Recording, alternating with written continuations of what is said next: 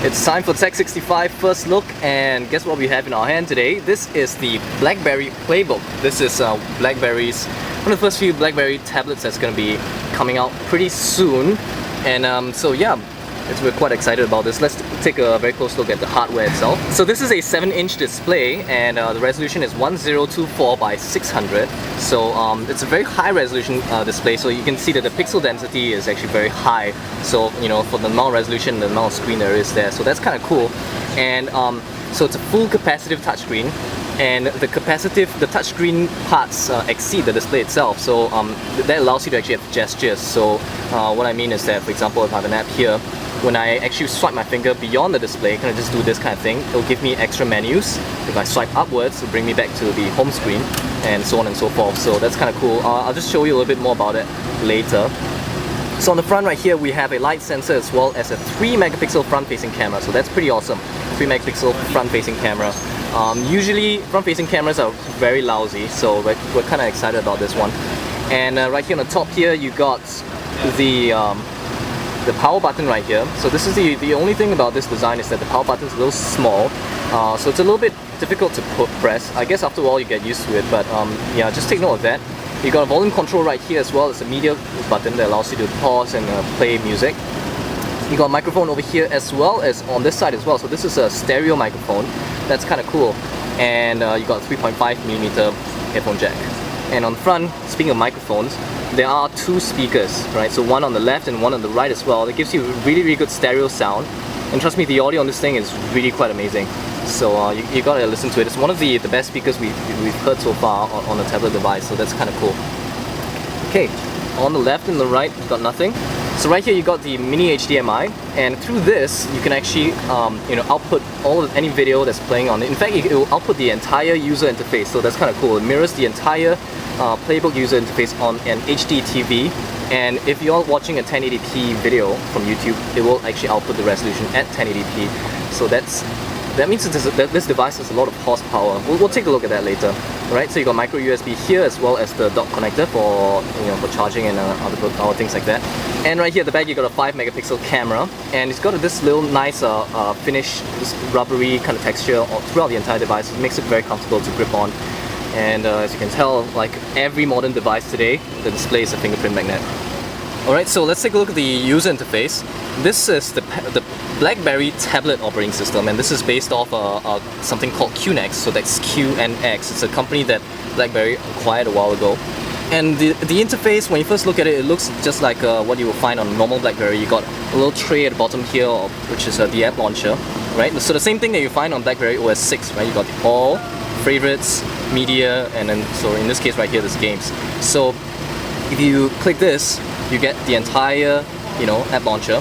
And so it's a top scrolling, unfortunately. I would have preferred it was actually left to right, but it's quite smooth, right? And then over here on this side, this is the app switcher, right? So this is the application. Every single application is a little bit like a bunch of cards.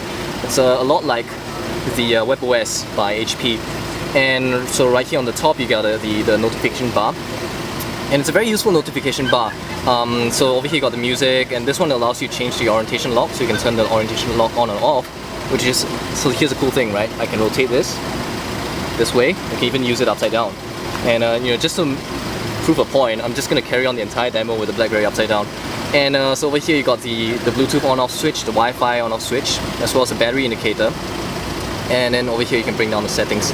And so, like I mentioned earlier, the gestures all throughout this Blackberry. So the bottom gesture brings up, in this case, a menu, or brings you back to the app launcher. The top gesture brings up whatever contextual menu there is. So if you're on the home screen, pulling this down will bring you to the settings screen, and you can see all the other stuff, the settings that you can find for the device itself. So I'm just going to bring that back up. And then there's multitasking. So this is kind of the basis of this entire Blackberry Tablet OS. So over here I got the photo app. Okay, so since I'm here, I'm just going to show you. The user interface is quite beautiful, as you can see. Alright, and here's a cool thing, right? When you're actually pulling this, the little other photos kind of like sliding in, overlapping on top of each other, so that's kind of cool. Alright, and let's bring again back to the contextual menu, up, bring it up for this to back to the switcher. And if I swipe right, I can go to the next application, or like this. Yeah. So it's multitasking, it's really multitasking. So I'm gonna play a song. You hear the amazing sound from the speakers. And then I'm gonna go right here to this side, and this is this is Need for Speed Underground. And so here's the thing. It is a. Let me just bring this up again and lower the volume. This is a truly multitasking operating system. You can see that the game is actually still running, right? And the music is playing as well. So it's a good thing or a bad thing, right? The good thing is that it proves that this hardware is really amazingly powerful, right? It is running very smoothly. And in fact, if I bring up a video application right now, I'm gonna write video. Oh, right here, videos. Okay. So I've got music playing in the background, and then I'm gonna watch an HD video. So that one pauses the music, right? So I'm gonna keep playing this video, and I'm just gonna, right? So the video is playing, the game is still playing, and then I'm gonna bring up the song, the volume, the music.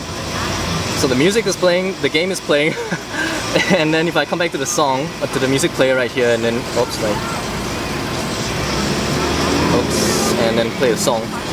So it's truly multitasking. However, the applications, how do I put it? You know, in this case, the games, I can continue playing with two music conflicting each other. So I guess this is more of a developers just need to be as of right now, the developers aren't making the application smart enough to realize that other games are running.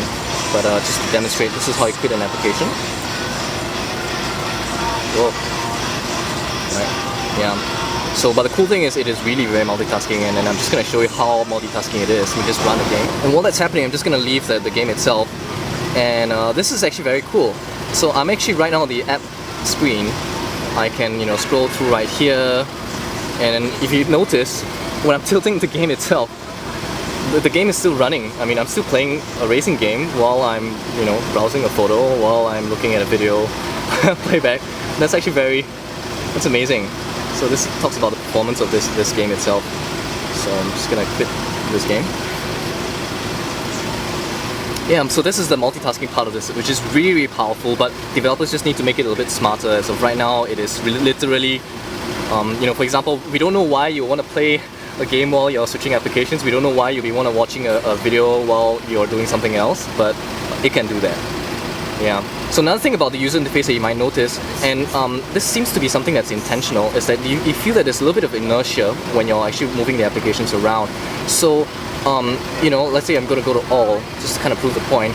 It's kind of hard to really have very granular control on this, because you see there's a little bit of inertia on it. It does give you a very relaxed feeling, and it's definitely not lag. There's a difference between lag and inertia, and this is definitely inertia, so that's one thing that you want to know about this. And then the keyboard, right? Let's talk about the keyboard. So now let's take a look at the keyboard, right? This is an on-screen keyboard, and so I'm just going to type like that. So this keyboard is actually does not do auto-correcting. Yeah, so it will take a while to get used to, but you will need to hit the keys correctly. It does allow you to do corrections, so like a spell check type of way, but this does not do auto-correcting.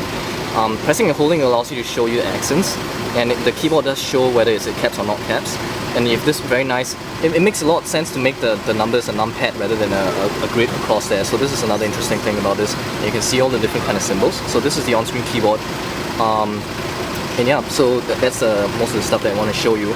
Now, if you take a look at the app launcher, there's one thing that you notice is there is no calendar or email or you know, the contacts. That is because this is based on this device is designed to work with a BlackBerry device. So there's something called BlackBerry Bridge, which I'm going to show you from here, right here on the top menu here. This BlackBerry Bridge allows you to bridge the device itself with a BlackBerry. So the moment you do that, you can control your email, you can control, you access your address book, your calendar, everything from the BlackBerry itself. So it is quite reliant on it. Unfortunately, that also means that, you know, just by this device alone, if you just get this device alone without a BlackBerry, your functionality will be a little bit limited. At least the basic personal information management stuff will not be there. And also, if you visit a website that has an email link or any application that does email, launching those links will require you to have BlackBerry Bridge for those things to be functional. So that's one thing that you need to know about this device, is that this device is really designed to be a companion with a BlackBerry. So yeah, that's a summary of the Blackberry Playbook. It's going to be out in the States next week with no news about when is it going to be in Singapore. But overall, this is a really powerful piece of hardware. You know, the way the multitasking, it's really out of this world. I mean, we haven't seen anything like this so far. So if you're wondering what kind of specs you're gonna find on this thing, there will be 3 models: 16 gigabytes, 32 gigabytes, and 64 gigabytes. These are all Wi-Fi enabled, right? And the BlackBerry Bridge is based on Bluetooth. So you have Bluetooth, Wi-Fi, and the 3 capacities. As well as, if you're wondering, there is 1 gigabyte of RAM.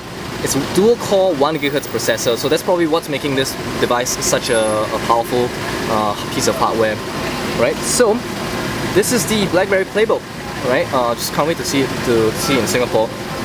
What we are really interested to find out, actually, in the long run with this device is, you know, what kind of software we can be finding.